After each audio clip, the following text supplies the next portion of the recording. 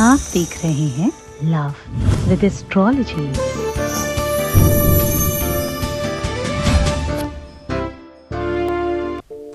प्यार में तकलीफ हो तो दुनिया में सब बेकार लगता है। कोई छोड़कर चला जाए तो विश्व वीराना सा लगता है। सोना जगना उठना बैठना सब बेकार लगता है जब रिश्ता खराब हो जाए। कहते हैं जब गलतियां कोई करते हैं तो कान पकड़कर माफी मांगते हैं। लोग उदाहरण में भी कहते हैं कान पकड़ लिया भाई, अब ये नहीं होगा। बस आज रात में कान पकड़कर ये बोल देना, फिर देखना पार्टनर तुम्हें तत्काल करेगा बात। जानिए पूरा विश्लेषण।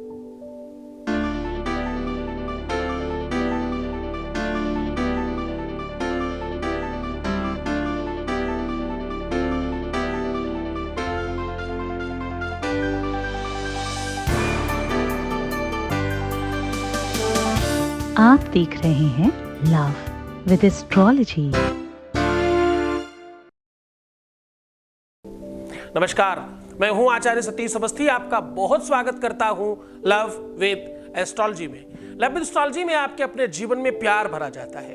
लव विद एस्ट्रोलॉजी में आपको आपसे मिलवाया जाता है। लव विद एस्ट्रोलॉजी में सबसे महत्वपूर्ण है शादी के पहले, शादी के बाद की हर समस्या का समाधान किया जाता है।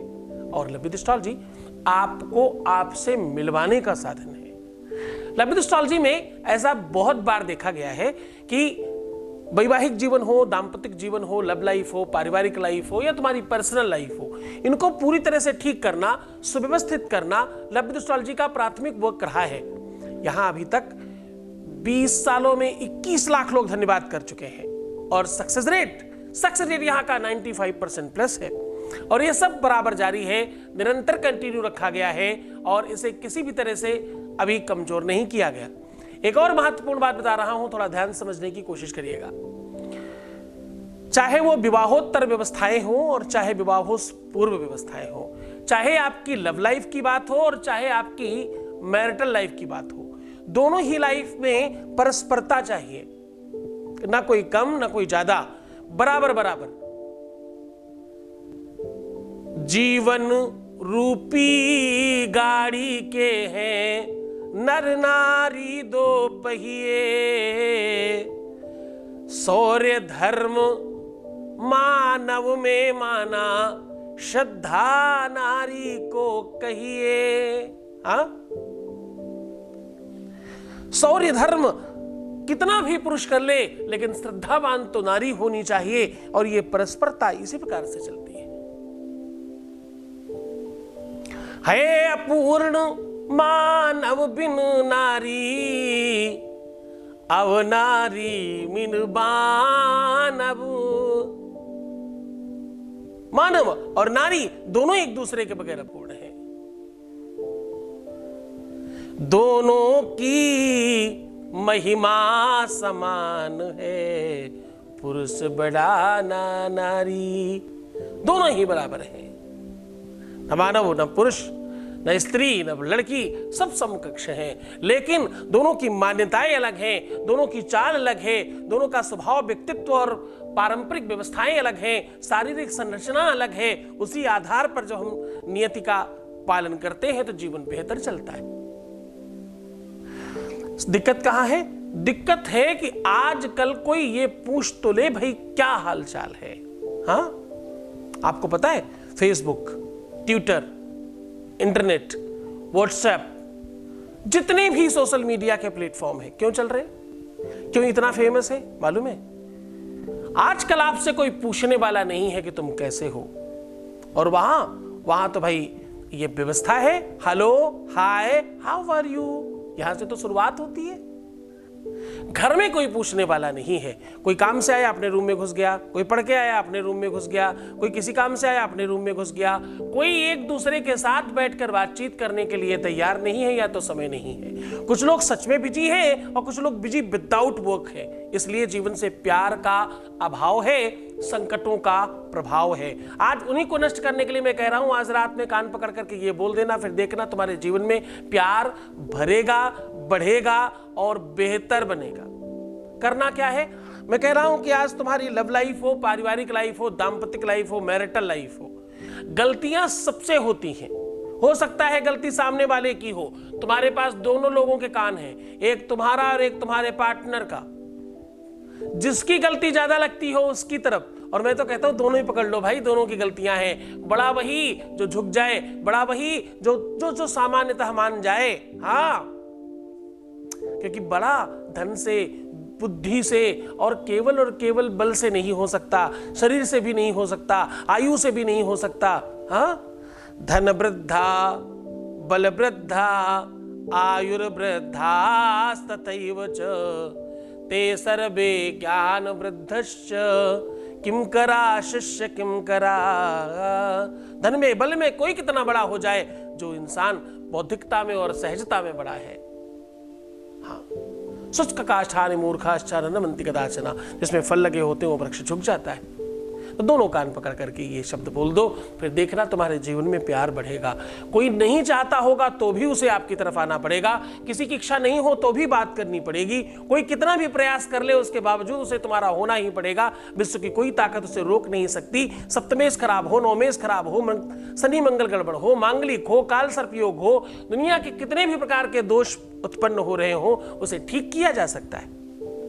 चलिए आपको सीधा उपाय की ओर लेकर के चल रहे हैं, उसके पहले आपके बीच का एक अनुभव ले रहे हैं। Voice message please.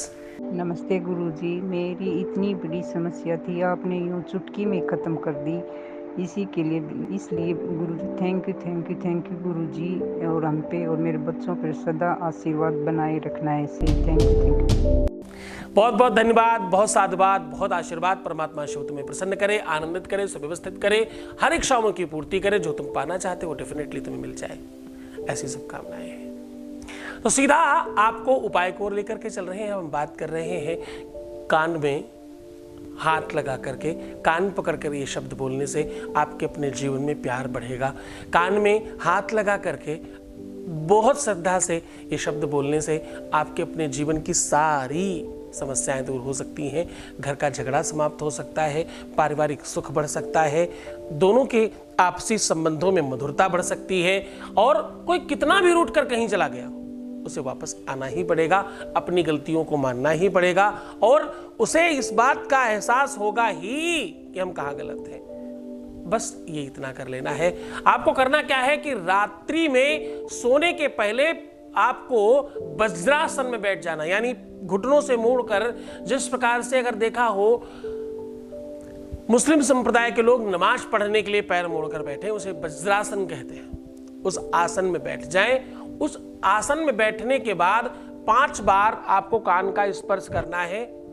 1 2 3 हाथ सीधे, 4 हाथ सीधे, 5 इस प्रकार से, और 5 बार आपको कहना है क्षमस्वाम क्षमस्वाम क्षमस्वाम क्षमस्वाम, मुझे क्षमा करें, मुझे क्षमा करें, मुझे क्षमा करें, ये भाव है इसका।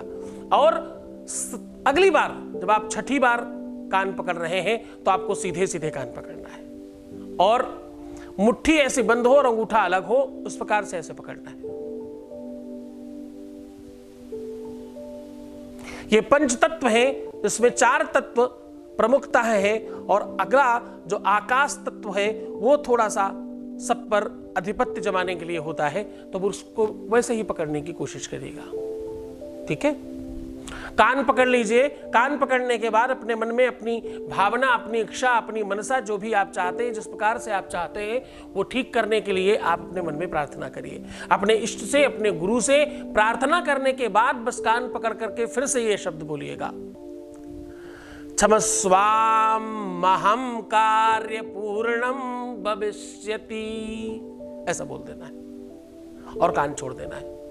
उसके बाद फिर से अगेन 7वीं बार आपको फिर से हाथ टेढ़े कर करके सेम बात बोलनी है, और बस इतना कह के प्रणाम करना है, और सर उसी जगह जमीन पर, जमीन मतलब बेड पर ही, जमीन को ही आप मान लें, जो भी मानते हो उस पे सर रख करके प्रणाम करें और सो जाइए। रात्रि में ऊपरी शक्तियां, दैवीय शक्तियां जागृत ज्यादा होती हैं। तपस्या साधना के लिए या तो अहोरात्रि, या तो मध्यरात्रि, या तो जो सायंकालीन गोधूली टाइम है, या जो सोने का समय है, या जो तारों की छाओं में साधना होती है 3 साढ़े 3 बजे वाली, वो श्रेष्ठकर मानी जाती है। इसीलिए पहले के ऋषि मुनि महात्मा सुबह सुबह उठते थे।